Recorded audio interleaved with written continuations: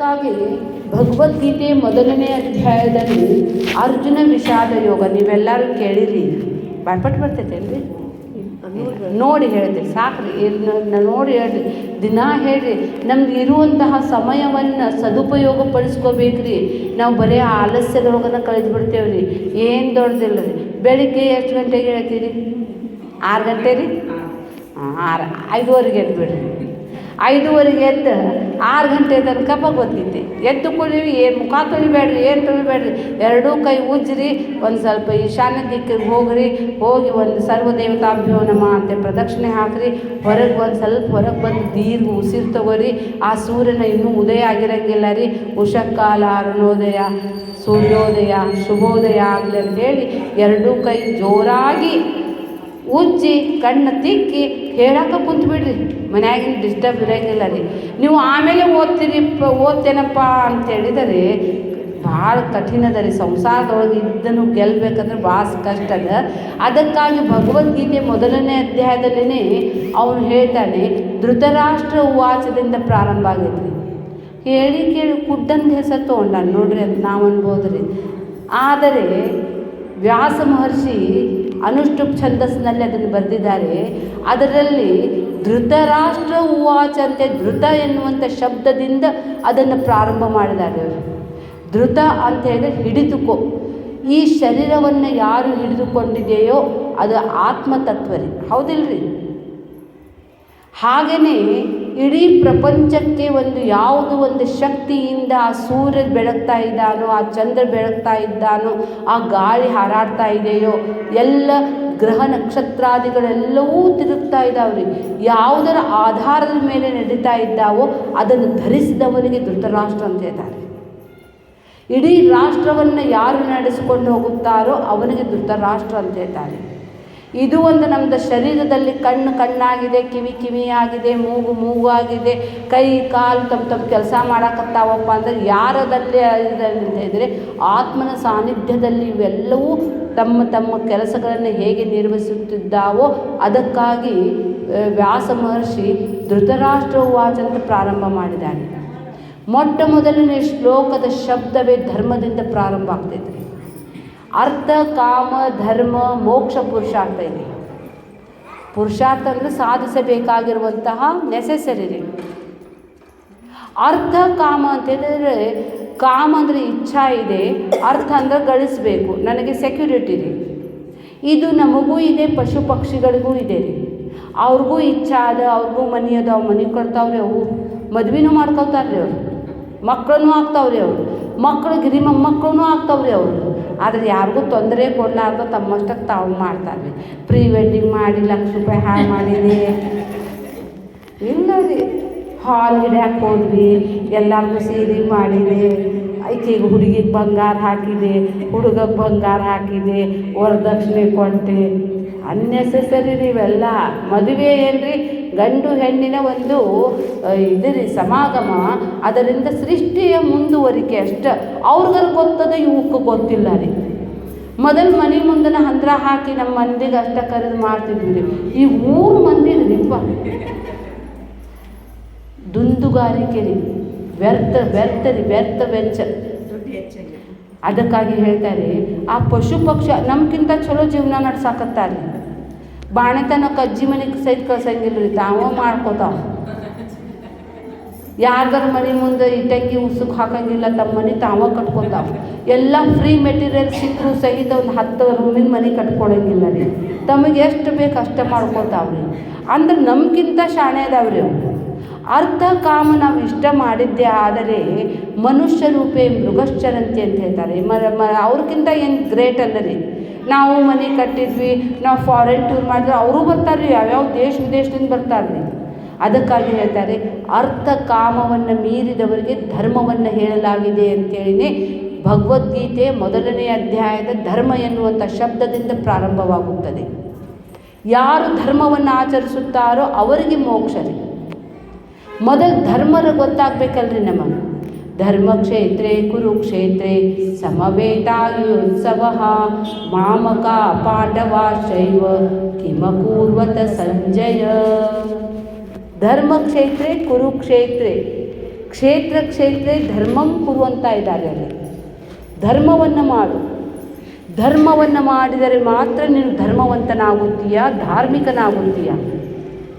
ಧರ್ಮ ಅಂದರೇನು ಅಂತ ಕೇಳಿದ್ದೆ ಆದರೆ ದಯೆ ಧರ್ಮದ ಮೂಲವಯ್ಯ ಅಂತಲೂ ಹೇಳ್ತಾರೆ. ಎಷ್ಟೋ ಜನ ಹೇಳ್ತಾರೆ ದಯೆ ಇರಬೇಕು ಸಕಲ ಜೀವರಾಶಿಗಳಲ್ಲಿ. ಧರ್ಮ ಇದು ಶಬ್ದ ವ್ಯಾಪಕವಾಗಿರುವಂಥದ್ದು. ಇದರಲ್ಲಿ ಹೇಳ್ತಾರೆ ಮನುಶಾಸ್ತ್ರದಲ್ಲಿ ಧೃತಿ ಕ್ಷಮಾ ದಮಸ್ತೇಯಂ ಶೌಚಂ ಇಂದ್ರಿಯ ನಿಗ್ರಹ ಧೀರ್ವಿದ್ಯಾ ಸತ್ಯಮ ಕ್ರೋಧ ದಶಮಂ ಧರ್ಮ ಲಕ್ಷಣ ಅಂತ ಹೇಳ್ತಾರೆ. ಕೇವಲ ನಾಮ ಹಚ್ಕೊಂಡೆ, ವಿಭೂತಿ ಹಚ್ಕೊಂಡೆ, ಕುಂಕುಮ ಇಟ್ಕೊಂಡೆ, ಬಳಿ ಹಾಕ್ಕೊಂಡೇನಿ, ನಾನು ಮಂಗಲಸೂತ್ರ ಹಾಕ್ಕೊಂಡೇನಿ, ಕಾಲುಂಗುರ ಹಾಕ್ಕೊಂಡಿದ್ದೇನೆ, ಇವು ಧರ್ಮದ ಪ್ರತೀಕರಿ. ಆದರೆ ಇದಕ್ಕೆ ಧರ್ಮ ಅನ್ನೋದಿಲ್ಲ ರೀ. ಧರ್ಮ ಅನ್ನೋದು ಬೇರೆ ಇದೆ ರೀ. ಇವು ಧರ್ಮದ ಲಾಂಛನಗಳು ಮಾತ್ರ. ನಿಜವಾದ ಧರ್ಮ ಯಾವುದಂತೆ ಹೇಳ್ತಾರೆ, ಧೃತಿ, ಧೈರ್ಯ ಇರಬೇಕು ರೀ. ಜೀವನದಲ್ಲಿ ಧೈರ್ಯ ಇರಬೇಕು. ಎಂತಹದ್ದೇ ಪರಿಸ್ಥಿತಿ ಬಂದರೂ ಸಹಿತ ಧೈರ್ಯಗೆಡಬಾರದ್ರಿ. ಸದ್ಯದ ಪರಿಸ್ಥಿತಿ ನೋಡಿ ನಿರಾಶವಾದಿ ಆಗಬಾರದ್ರಿ. ನಮ್ಮ ಜೀವನದ ನಾವು ಹಿಂದೆ ನಮ್ಮ ಜೀವನವನ್ನು ವಿಚಾರ ಮಾಡಿ ನೋಡಿದ್ದೆ ಆದರೆ ಅವಾಗ ನಾವು ಎಷ್ಟು ಅಧೈರ್ಯರಾಗಿದ್ವಿ. ಈಗ ನಮ್ಮ ಕೈಯಾಗ ಭಗವದ್ಗೀತಾ ಬಂತು, ಕಲಿತ್ವಿ. छोड़ो कल की बातें, कल की बात पुरानी, नए दौर में लिखेंगे मिलकर नई कहानी. छोड़ो कल की, ಪಾಸ್ಟ್ ಇಸ್ ಪಾಸ್. ಅದಕ್ಕಾಗಿ ಯಾರು ಸರಿಯಾಗಿ ಭಗವದ್ಗೀತೆಯನ್ನು ತಿಳಿದುಕೊಳ್ಳುತ್ತಾರೋ, ಧರ್ಮವನ್ನು ತಿಳಿದುಕೊಳ್ಳುತ್ತಾರೋ ಧೈರ್ಯವಂತರಾಗ್ತಾರೆ. ಕ್ಷಮಾ ಗುಣನೂ ಇರಬೇಕು ರೀ. ಯಾವಾಗ ಮಾಡಿದ್ದೆ ಈಗ ನೆನಪಿಸಿದ್ರೆ ನಮ್ಮ ಅತ್ತಿ ಸ್ವಲ್ಪ ಮಾಡಿಲ್ಲ ರೀ, ನಮಗೆ ಇನ್ನೂ ನನ್ನ ಎದೆಯಾಗ ಐತೆ, ನಂಜಿ ಇಟ್ಟುಕೊಳ್ಳಬಾರ್ದ್ರಿ. ಆವಾಗಿನ ಕಾಲ ಅವಾಗ ಚೋಡೋ ಕಲ್ಕಿ ಬಾತೆ, ಚೋಡ್ದೋ ಮನಸ್ಸು ಸ್ವಚ್ಛ ಇಟ್ಕೋಬೇಕ್ರಿ. ನಮ್ಮ ಮನೆಯವರು ಮಾಡ್ತೀವಿ. ಈಗ ರೀ ತಾಯಿ ಹೋದ್ಮೇಲೆ ಈಗ ನಮ್ಗೆ ನಾವಗತಿ ಅಲ್ರಿ ಅವ್ರಿಗೆ ಅಂತ ನಾವು ಅಂತೇವ್ರಿ. ಏನಿಲ್ಲ ರೀ, ಆವಾಗಿಂದ ಆಗಿದ್ದ ಹೋಯ್ತು ರೀ.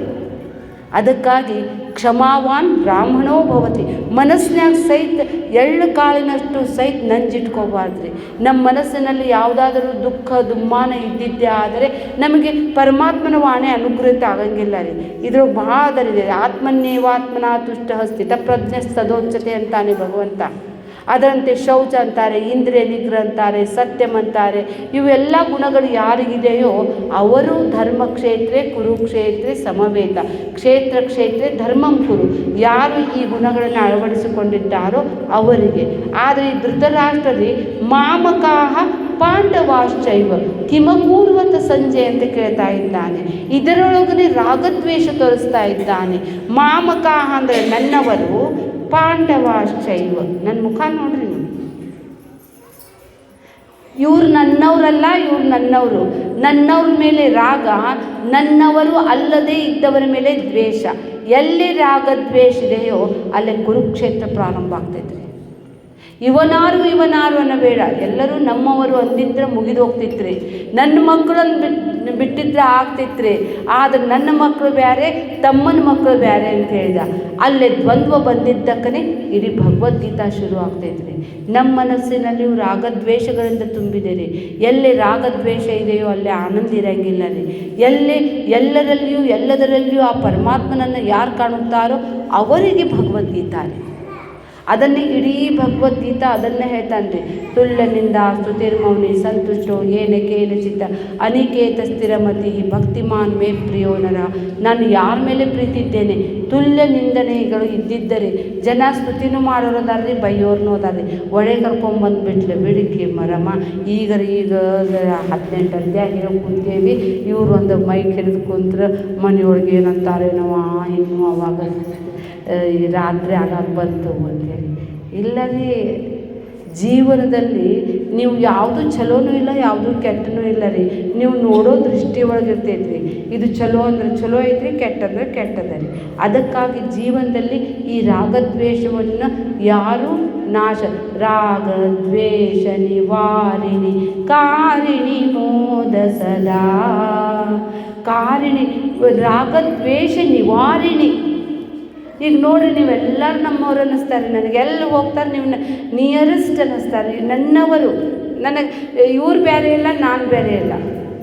ಆನಂದದ ರೀ. ಎಲ್ಲಿ ದುಃಖದ ಬೇರೆ ಬೇರೆ ಮನೆಗೆ ನಾವು ಚಾವಿ ಅದಕ್ಕೆ ಹಾಕಾಕತ್ವಿ ರೀ.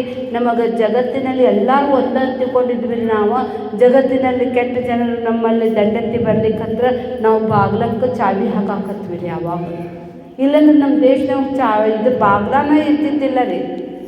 ಮತ್ತು ಯಾರೂ ಇವರು ಬಾಗ್ಲನ ಹಾಕಿರ್ತಾಡಿ ಇವ್ರ ಮನೆಗೆ ಹೋಗಿ ಏನು ಅಂತಿದ್ದೇ ಇಲ್ಲ ರೀ. ಯಾವಾಗ ಮನೆಯೊಳಗಿನವ್ರದ್ದು ಇದು ಹೋದ್ ನೋಡ್ರಿ, ವಿಶ್ವಾಸ ಹೋದಲ್ಲ, ಅವಾಗ ಟ್ರೇಜ್ರಿ ಬಂತು ರೀ. ಟ್ರೇಜ್ರಿಗೆ ಹೋಗಿ ಮತ್ತು ಹೆಂಡತಿ ಮೇಲನ ಗಂಡನ ಮೇಲನ ನಮಗೆ ವಿಶ್ವಾಸ ಕಳ್ಕೊಂಡ್ವಿ ರೀ. ಅವಾಗ ಲಾಕರ್ ಬಂತು ರೀ. ಆ ಚಾವಿ ತೊಗೊಂಡು ಜನ್ವ್ಯಾರ್ನಾಗ ಇಟ್ಕೊಂಡ್ಬಿಟ್ರಿ ಅವ್ರಿಗೆ. ಅದಕ್ಕೆ ಭೇದ ಎಲ್ಲಿದೆ ಅಲ್ಲೇ ಭಯ ಅದ. ಉದರ ಮಂತರಂ ಕುರುತೆ ಅತ ತಸ್ಯ ಭಯಂ ಭವತಿ. ಉದರ ಮಂತರಂ ಕುರುತೆ. ಅದಕ್ಕಾಗಿ ಈ ಧೃತರಾಷ್ಟ್ರ ಅಲ್ಲೇ ಭೇದವನ್ನು ಮಾಡಿದ್ದಕ್ಕೆ ಭಗವದ್ಗೀತಾ ಶುರು ಆದ್ರಿ. ಈ ಭಗವದ್ಗೀತೆ ಹೇಳಬೇಕಂದ್ರೆ ನನಗಿಷ್ಟ ನೀವು ದಣಿದು ಕುಂತಾಗಿ ಹೇಳಕ್ಕೆ ಅಷ್ಟು ಸರಿ ಅನ್ಸಂಗಿಲ್ಲ ರೀ. ನಿಮ್ಮದು ಎನರ್ಜಿ ಎಲ್ಲ 18 ಅಧ್ಯಾಯ ಹೇಳಿದ್ರು ಹೋಗ್ಬಿಟ್ಟೈತ್ರಿ. ನೀವು ಫ್ರೆಶ್ ಆಗಿ ಯಾವಾಗ ಕರಿತೀರಿ ನೋಡ್ರಿ, ಮತ್ತೆ ಬಂದು ನಿಮಗೆ ನೀವು ಕಲಿತಿರುವಂಥ ಒಂದೊಂದು ಅಧ್ಯಾಯದ ಬಂದಾಗ ಒಂದೊಂದು ಸಲ ಹೇಳ್ತೇನೆ. ಹರಿ ಓಂ. ಸದ್ಗುರುನಾಥ ಮಹಾರಾಜ್ ಕಿ ಜೈ.